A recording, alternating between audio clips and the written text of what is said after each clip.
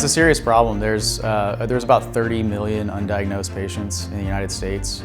It can lead to diabetes, high blood pressure, obesity plays a role in that. And so a lot of people suffer from this condition at nighttime. They don't know it's happening, and it can affect your life and shorten your lifespan, so it's a serious deal.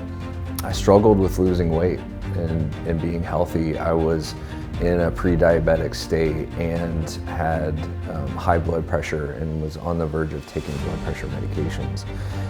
When I learned that treating sleep apnea can reduce those symptoms. And so in my personal journey with sleep apnea, I've lost over 80 pounds. I'm no longer pre-diabetic or even close to that. Last A1C was 2.9 for me.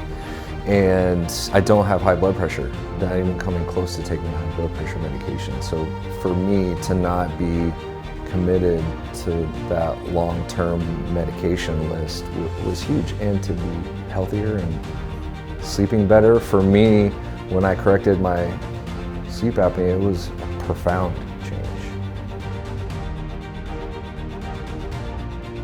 Potentially life-threatening for people. It was really eye-opening to hear as well how many people have undiagnosed sleep-disordered breathing and how common it is. I was tested for it, and I have a mild form of it, and I was completely unaware. It starts with an initial telehealth appointment with one of the sleep doctors that we're partnered with. From there, they determine if you'd benefit from a home sleep test. If that's the case, they mail you a device to wear at home, typically for 2 nights. You mail it back, they go over the results with you, and then if you're diagnosed with any sort of sleep-disordered breathing where you'd benefit from an oral appliance, that's where we come into play. You come back to see us and we fabricate that appliance for you. I think it's important, especially as a dentist, where we see signs of this first before we can screen patients and see, grinding of the teeth. We can see acid reflux erosion on the teeth and things that are damaging the teeth. And all these things play a role in sleep apnea. It's part of the puzzle for a lot of patients. And so if we can prevent these problems and help people treat it down the road and lengthen their lifespan, sleep better, be more alert, just have a better quality of life, that's something that we're really excited to be able to help with. We're going to be able to screen patients. We're going to see these early signs. We're going to be able to point them in the right direction and get them through our protocols that we have in place. Get them diagnosed and say, hey, we have a problem here. We have sleep apnea. You have some sleep disordered breathing. You're a snorer. We can fix it. Here's how we do it. And we're going to be opening your jaw mechanically a different way. So we have a pharyngometer and a rhinometer, 2 machines. The rhinometer is going to measure your nasal passages and your nasal airway. The pharyngometer is from the nasal passages down to your lungs. It essentially measures the volume of the airway, and we can simulate a collapse by doing certain techniques. And we can measure the volume of the airway, the lower end of the spectrum as far as how much your airway collapses.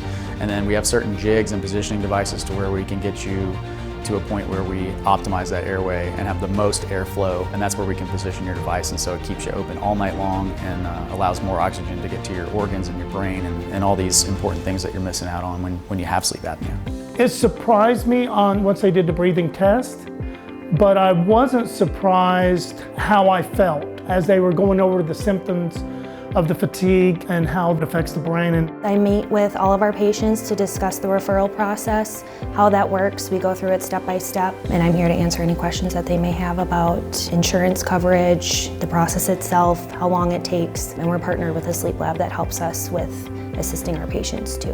The oral appliance therapy patients will wear their appliance on average of 7 hours a night versus 4.5 for a CPAP. So it's easier to wear, it's less cumbersome, it's going to be more comfortable. And then the efficacy is encouraging as well. 89% of patients see a reduction of at least 10 in their AHI score, which their AHI score is the average amount of times that they have difficulty breathing or stop breathing every night. So a reduction of 10 on that scale is tremendous, and that's really encouraging, and that's come from studies in the last 10 years.